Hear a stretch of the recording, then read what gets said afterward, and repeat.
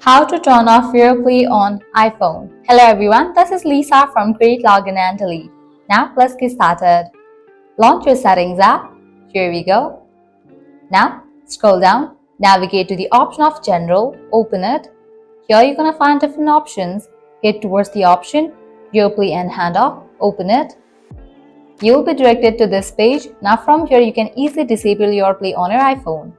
Head towards this option of Automatically AirPlay. Click on that option. Here you're gonna find different options. Check in for the option of Never. With that, you have just disabled AirPlay on your iPhone. Likewise, head back. You can disable for these options as well. Transfer to HomePod, Handoff, and Continuity Camera. Once you disable for all these options, you'll be good to go. Well, this way you can easily turn off AirPlay on your iPhone. This was really simple and quick process. At the end, if you guys find this video helpful, don't forget to like, share, and subscribe to our channel. Thanks for watching.